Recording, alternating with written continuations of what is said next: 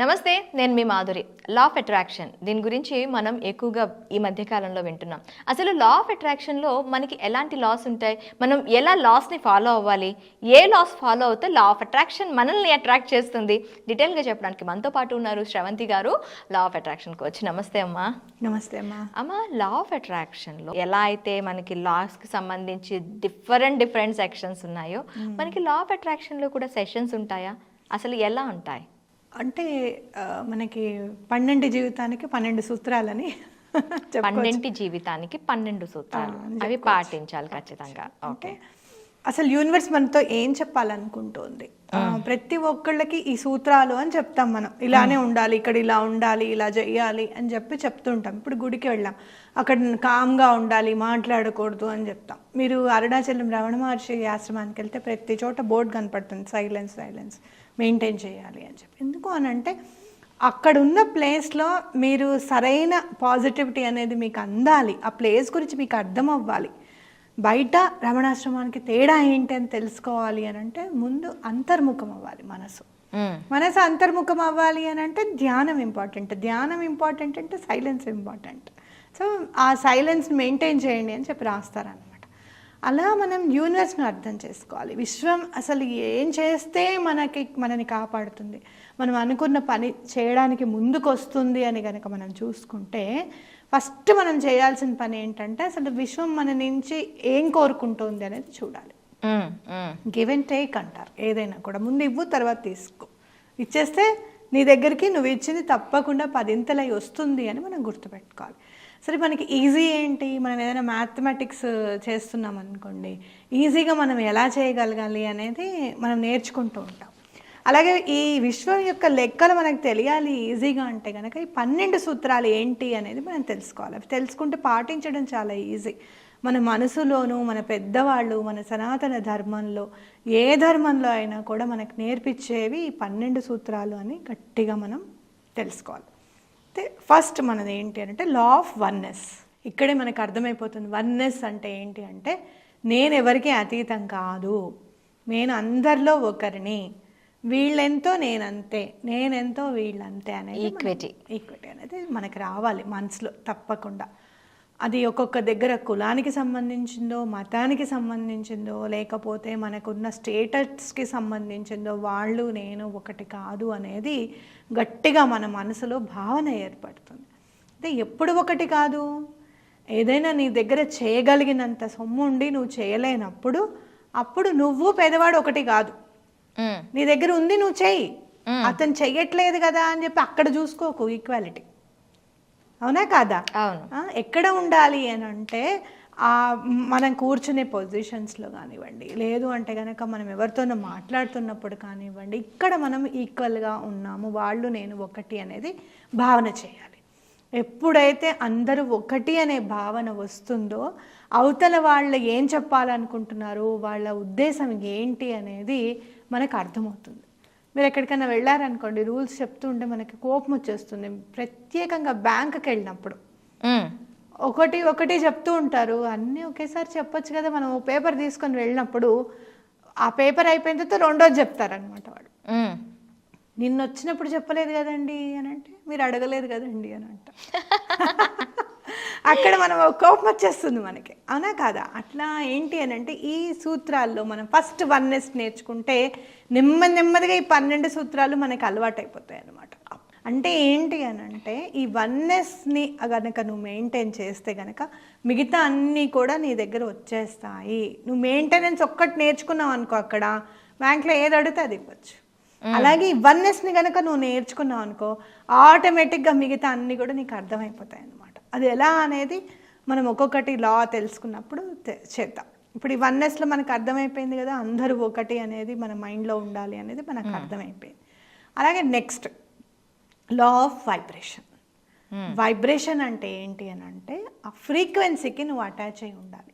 భగవంతుడు అందరినీ సమానంగానే సృష్టించాడు. ఒకడిని ధనవంతుడిని చేశాడు, ఒకళ్ళని మిడిల్ క్లాస్ వాళ్ళని చేశాడు, పేదరికంలో ఉన్నారు అని అంటే గనక ఎవరికి తగ్గ కర్మ ఫలితాన్ని వాళ్ళు అనుభవిస్తున్నారు, దానికి సంబంధించిన వైబ్రేషన్, దానికి సంబంధించిన ఫ్రీక్వెన్సీని వాళ్ళు తీసుకుంటున్నారు అనేది మనం గట్టిగా నమ్మాలి.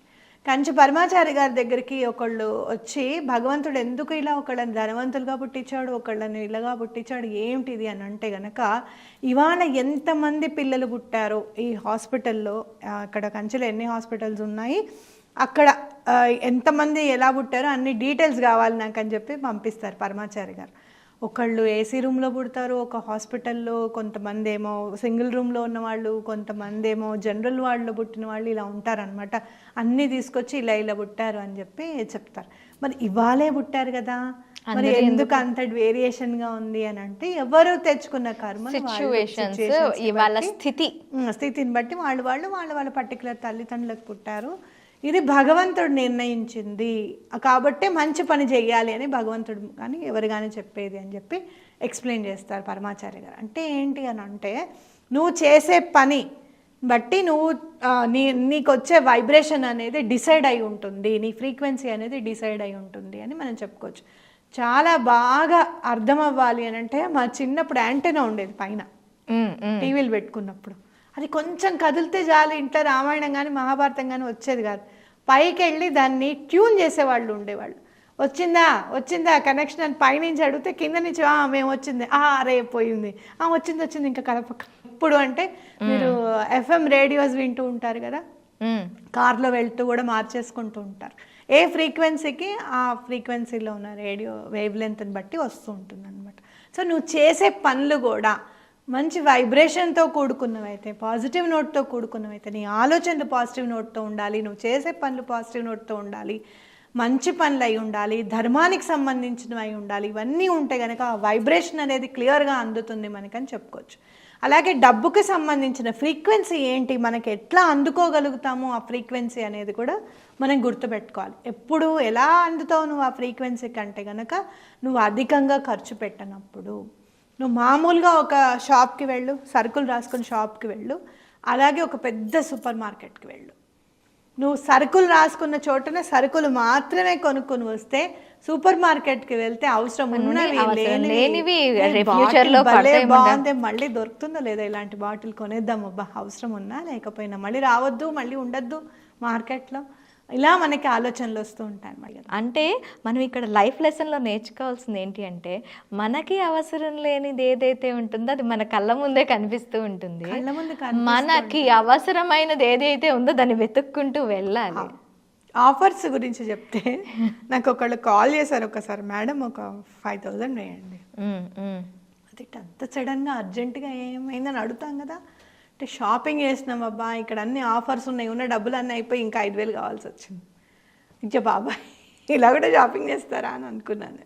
అంటే ఏంటంటే అది వాళ్ళని నేను తప్పని నేను అనట్లేదు. ఆఫర్స్ని చూసినప్పుడు మనకు అది అవసరమా లేదా, అండ్ ఆఫర్లో ఉండొచ్చు కానీ అది మనకు అవసరమా లేదా అనేది మనం చూసుకోవాలి. అంటే మనం ఎక్కువగా అవసరానికి ఎక్కువగా ఖర్చు పెట్టేశాము అని అనుకుంటే కనుక డబ్బు మన దగ్గర ఉండదు అనేది మనం నేర్చుకోవాలి. ఆ ఫ్రీక్వెన్సీ ఏంటి, 3 నెలలకు ఒకసారి నీవు అవలోకనం చేసుకోవాలి. మనం ఈ 3 నెలల్లో మనం ఏమైనా పిచ్చి ఖర్చులు పెట్టామా, ఇంట్లో అత్యవసర పరిస్థితుల్లోనే స్విగ్గీ కానీ జొమాటో కానీ మనం ఆర్డర్ చేసుకోవాలి. నిజంగా మనం అట్లా ఉన్నామా లేదా అనేది ఖచ్చితంగా మనం చూసుకోవాల్సిందే. కాబట్టి ఇది ఖచ్చితంగా మెయింటైన్ చేయాలి. అన్నదానం చేస్తున్నాం కదా మా కార్తీక పౌర్ణమి రోజు, దీని విశిష్టత ఏంటి? ఇప్పుడు మనం చెప్పుకున్న ఈ 2 లాస్ కూడా అన్నదానానికి తప్పకుండా మనం అన్వయం చేసుకోవచ్చు మాధురి. ఎందుకనంటే కనుక లా ఆఫ్ వన్నెస్. ఇక్కడికి ఎవరన్నా నువ్వు లైన్లో నుంచని మాధుకర్యం స్వీకరించాల్సిందే. అయ్యో నేను భిక్ష తీసుకుంటున్నానా, ఇవాళ భిక్ష తీసుకొని కడుపు నింపుకుంటున్నానా అని కాదు. ఆ భిక్ష అనేది అది మహాప్రసాదం, స్వామివారు మనకి ఇచ్చింది. ఎవరో ఎక్కడో వేస్తారు, అది మనం తీసుకొని వెళ్ళాము, 10 మందిని కలిసాము, వండాము, అందరికీ రెడీ చేసాము, పెడుతున్నాము, ఎక్కడో ఎవరో వచ్చి తీసుకుంటున్నారు. అబ్బా ఇదంతా రిలేటెడ్ కదా, విశ్వం కదా మనని కలిపింది అనే భావన ఉంది చూసావా. ఇది లా ఆఫ్ వన్నెస్ కింద మనం తీసుకోవచ్చు. అలాగే లా ఆఫ్ వైబ్రేషన్ ఫ్రీక్వెన్సీ కనుక తీసుకుంటే, అరే నీకే కాల్ చేద్దాం అనుకుంటున్నాను, నువ్వు భలే కాల్ చేసావా, ఇప్పుడే అనుకుంటున్నాను 100 ఏళ్ళు అని అంటారు మనకి ఎవరైనా మనం ఫోన్ మాట్లాడితే కనుక. అలాంటి ఫ్రీక్వెన్సీ మన స్నేహితులతోనే కాదు, మన చుట్టాలతోనే కాదు, మన కొలీగ్స్తోనే కాదు, విశ్వం అంతటా ఉంది ఆ ఫ్రీక్వెన్సీ అనేది. ఎవరైతే మనకు అక్కడ ఆ రోజు వచ్చి భిక్ష తీసుకుంటున్నారో, ఎవరైతే మనకి వాలంటీర్గా వచ్చి మనకి వర్క్ చేస్తామని చెప్పి ఉన్నారో, వాళ్ళందరూ కూడా సేమ్ ఫ్రీక్వెన్సీలో భగవంతుడి పరంపర అనే ఫ్రీక్వెన్సీలోనే వర్క్ చేస్తున్నారు. ఇంతమంది పరిచయం అవుతున్నారు మనకి కొత్తగా అనేది కూడా ఈ లా ఆఫ్ వైబ్రేషన్ కిందకి మనం తీసుకోవచ్చు. అలా మనం కార్తీక పౌర్ణమి రోజు మనం స్వామివారికి మధుకరం సమర్పించాలి అని చెప్పి అన్నదానం చేయాలని చెప్పి మనం అనుకోవడము, అలా ఎవరైనా గనక చెయ్యాలి అనుకుంటే కనుక తప్పకుండా వాళ్ళ దీంట్లో పాల్గొనొచ్చు అనమాట.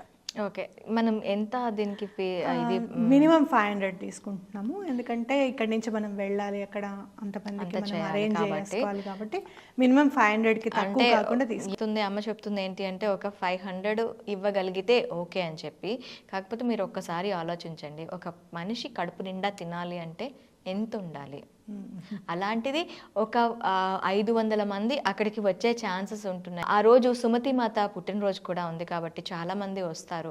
అందరికీ అన్నదానం సమకూరాలి అంటే మనం మన తోడ్పాటుతో ఎంతవరకు మనం అక్కడ ఇవ్వగలిగితే బాగుంటుంది అనేది కూడా మీరు ఒకసారి ఆలోచించి స్క్రీన్ పైన స్క్రోల్ అవుతున్న నెంబర్స్కి ఒకసారి కాంటాక్ట్ చేసి అన్నదానంకి మీరు ఎలా అమౌంట్ పే చేయాలి అనేది కూడాను మీరు డిసైడ్ అవ్వండి. థ్యాంక్ యూ అండి, థ్యాంక్ యూ వెరీ మచ్. శ్రీపాదరాజం చరణం ప్రపత్తి, శ్రీదత్తరాజం చరణం ప్రపత్తి.